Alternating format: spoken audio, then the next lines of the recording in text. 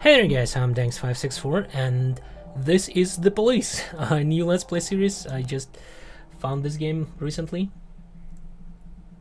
And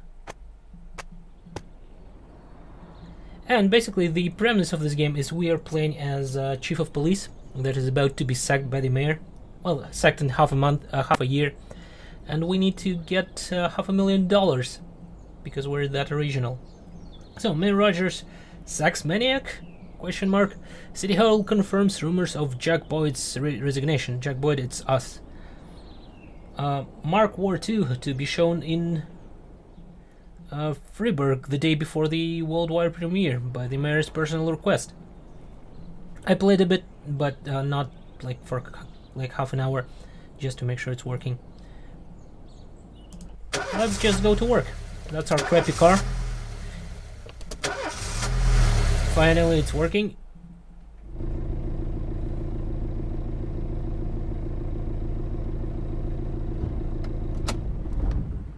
When I was a kid, my father sometimes told me at bedtime that if I closed my eyes and didn't open them for a long time, all the demons would blow away. Yesterday I turned 60, but I still take his advice. Not because I'm sentimental or want to keep the memory of my father alive. I just can't think of a better solution. To get away from all the demons that haunt Freiburg, I'd need to wear a blindfold 24/7. Plus, it's a good idea to act blind when talking to reporters. At least that's what my colleagues say. They're afraid of press conferences. But for me, it's more like a confessional. No matter what lies you tell, you're privately thinking the honest answers. It helps me remember who I am. The fact that I'll be reading all about it in the papers tomorrow is a small price to pay. Call it penance for the preacher.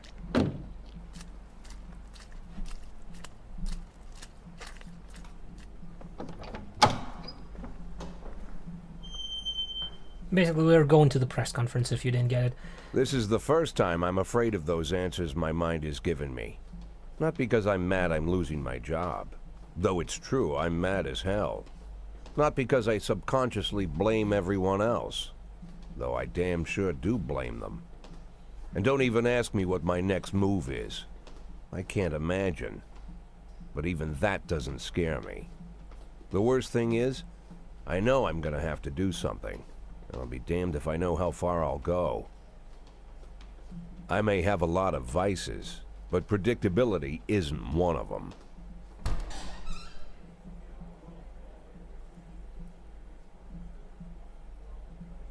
I learned a long time ago how to drive away the swarming demons. But what do you do when they're trying to rip your soul from your skin?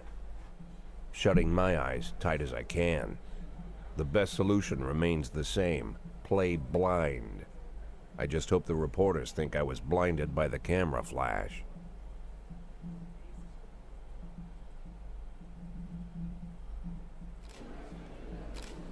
Good morning. Yesterday, the mayor's office officially announced your resignation. Did this come as a surprise to you, or did you know about it in advance? Basically, the game is like a mix of choose your own adventure and strategy game. Pretty cool. Well, the mayor discussed it with me. Mayor Rogers told me that that wants a fresh face running Freiburg Police Department, so no, it didn't come as a surprise, though I guess he didn't. Do you already know the name of your successor? I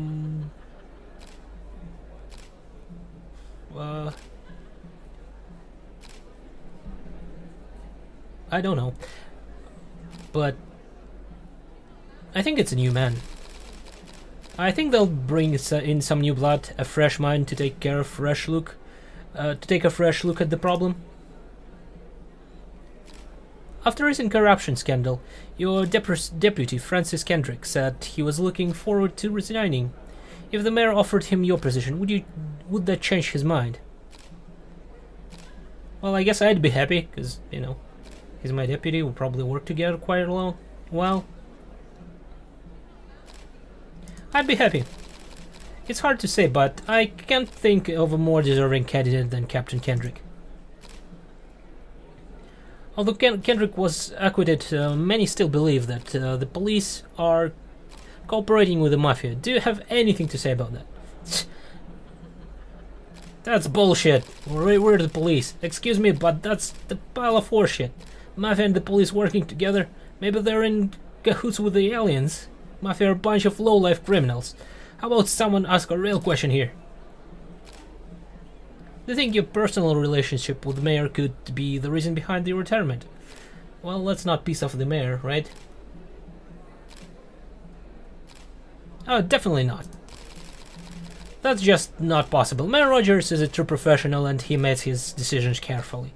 There is no place in our jobs for hard feelings, even though he's a dickhead, right? Thank you. How's the back today, Mr. Boyd? Same as usual. How did the press conference go? You can read about it in the newspapers tomorrow. Don't let anyone in. Even Mr. Kendrick? Especially Mr. Kendrick. Mr. Kendrick, it's our deputy, apparently. Who's been in the corruption scandal. Probably was taken from the mafia.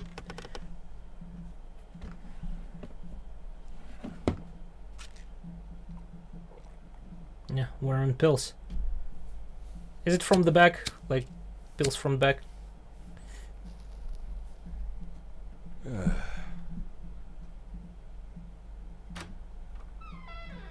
As soon as I heard the door creak, I knew what face I'd see. When I tell Emma not to let anyone in, there's only one man it could be. Rude, arrogant, no warning. That's Mayor Rogers in a nutshell. White summer shoes, white socks, white shorts, white polo shirt, and the white smile of a hungry shark. Mayor Rogers enters every room like he owns the place. Even the floorboards under his feet sound like they're creaking an apology. He never shied away from the odd corruption scheme. It's like the devil walks behind him. In the movies, the villains controlling the city play golf with the judges. Rogers plays tennis with them instead. That's about the only difference. Jack, I was hoping to catch you after the press conference. You ran away so quick. There's no smoking at City Hall. No reason for me to hang around. Well, this morning I signed a ban on smoking in all public buildings. Soon you won't be able to smoke here either. Soon enough, I won't be here at all. That's what I wanted to talk to you about. The people of this city like you, Jack. The police chief of all people. Don't betray that, Jack. Don't get wrapped up in any schemes. Sit nice and quiet for the next 180 days, and you'll be remembered as a hero. That's the only thing that you still have left. Be the hero. Then how am I supposed to scrape together a retirement fund? You had a million chances to secure a luxury pension, one that even I would have envied, although I've never set aside any money for myself. I'm not planning to retire anytime soon.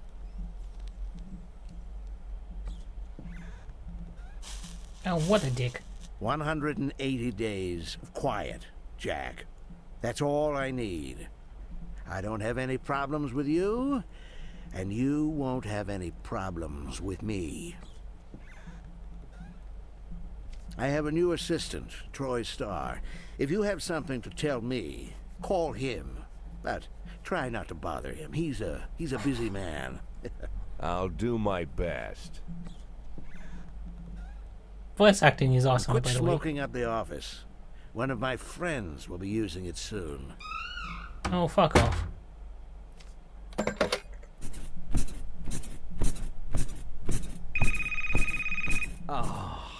I'm sorry, babe. Only the mayor has this number. Not anymore. Mr. Mayor? Yeah, is this Troy Starr? Yes? Go fuck yourself, Troy Starr. I love the voice acting here. It's really good. So that's the second day. Golden Bird. Head of Culture Department owes Villa in Italy. Absolutely no corruption. It's totally deserved money he earned. Civil servant wages won't be raised this year. Cleanness of the city streets increased by 20%. Well, let's go to work. Start, you piece of... Good. Cops don't use the police station cafeteria anymore. There's some kind of stigma against sitting shoulder to shoulder with your partners. Everybody just takes snacks from the machines or grabs a meal and hammers it down in the corner like a vulture on a corpse. The main thing? Don't look into anyone's eyes. Could be construed as an invitation to sit together. The only people eaten here are ghosts.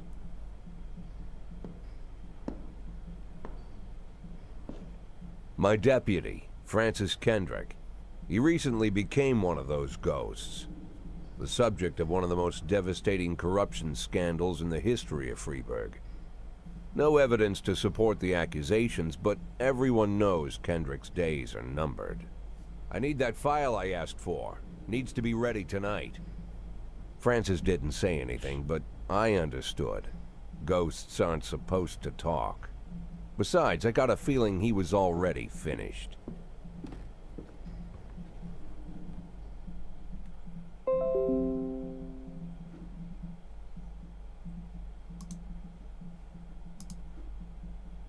Oh, sorry. Game folded for a second there. Would you like to receive tips? Show me what you've got. Show me what you've got. Freeburg PD organizes upcoming work assignments into shifts for today and tomorrow. Every shift officer responds to crimes in progress and detectives can continue their investigations. You can freely move employees between shifts. Okay. All officers and detectives possess several important characteristics. Professionalism, okay, that's here. Shows the overall efficiency level of a policeman. A figure around 150 is considered average. Any policeman who falls short of these marks is not entirely reliable, while those whose professionalism is considerably higher than the average are safe bet, even in a pinch. An individual's level of professionalism may rise and fall. Yeah, basically that's their level. Energy shows how tired they are. The less energy your people have, the less reliable their work. And policeman who is exhausted may fall asleep and at the wheel or make critical error on the job. Your employee will lose 1 point of energy after each working day and restore 1 point after each rest. Good to know. Employees don't tell you everything. Some additional characteristics are hidden from view. For instance, some cops are lazy and will come up with any reason they can think of to take a day off, while others like to drink too much. I guess that's what it shows. You can only guess about these things, but you should be able to draw your own conclusions based on their behavior on the behavior of your employees. Okay, good to know. Thank you. Oh, hello, Grandma Price. I think we need to take care of you. Well, that's a pretty decently what's it called? Decently experienced shift, I would say. Right? Most of them are close to or above 150. Let's start the shift.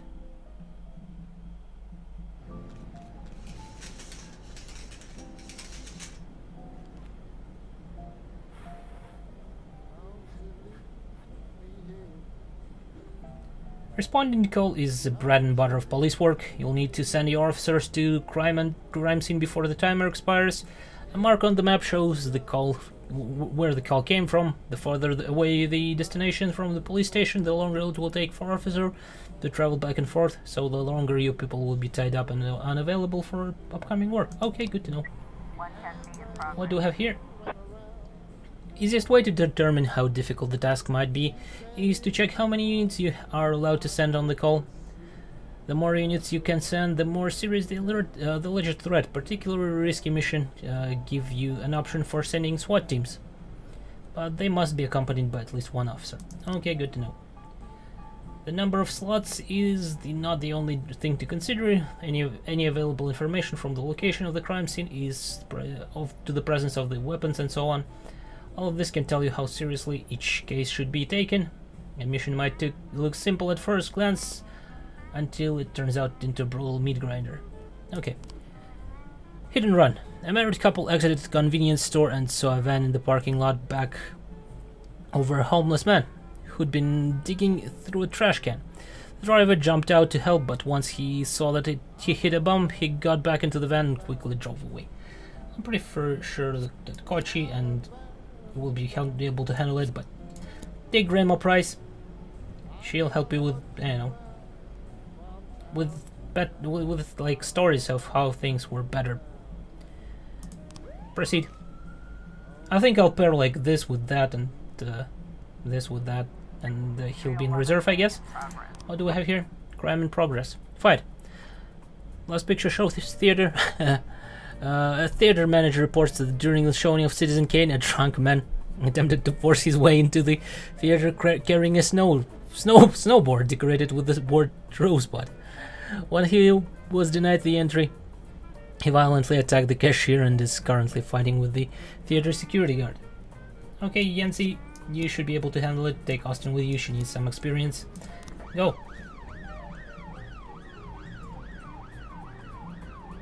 It's not too far away, right? There should be there. Kochi is almost there with Price. And they should be dealing with okay, hit and run. When everything goes well, police capture criminals and nobody dies, but the truth is sometimes the criminals manage to escape. Just try to avoid any dead cops or civilians. Dead cops will hurt your rooster, and that citizens bother the mayor even more than living ones. Good. Offender caught. They got experience. Officers unharmed. Perfect. Now Yancy and Austin, how did you do? Probably did pretty good, I think. Offender caught, officers unharmed. Good. And they got their experience.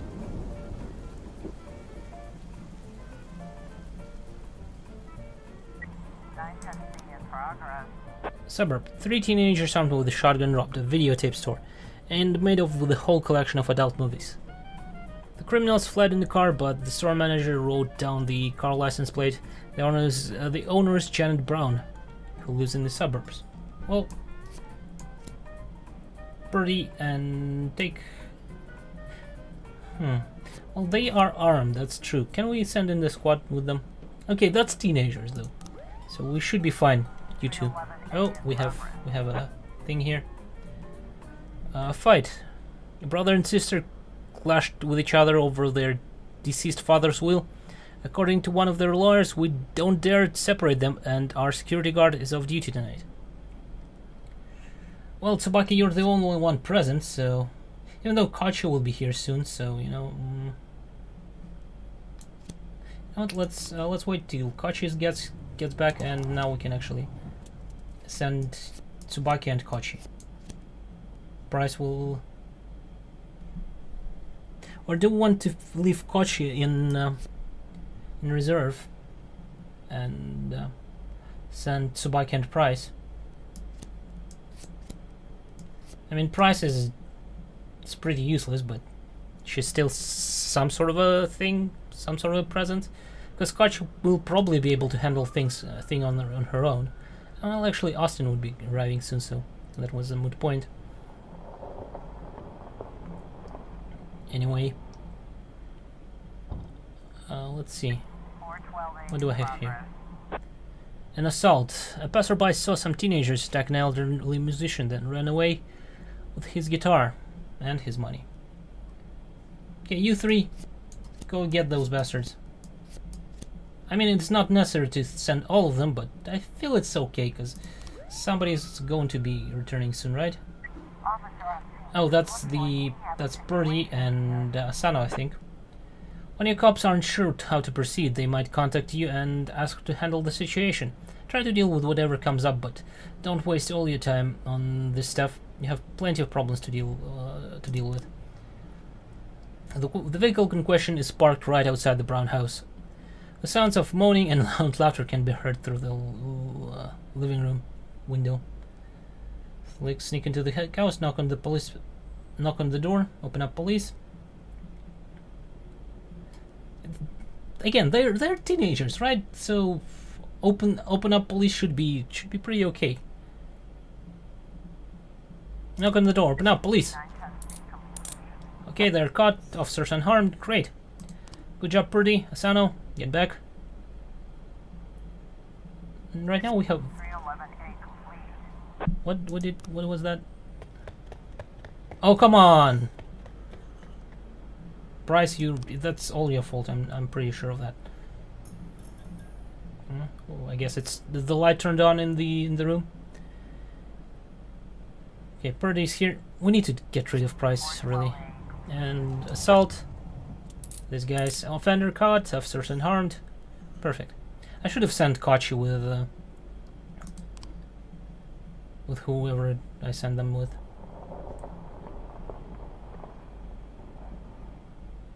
Okay, anything else?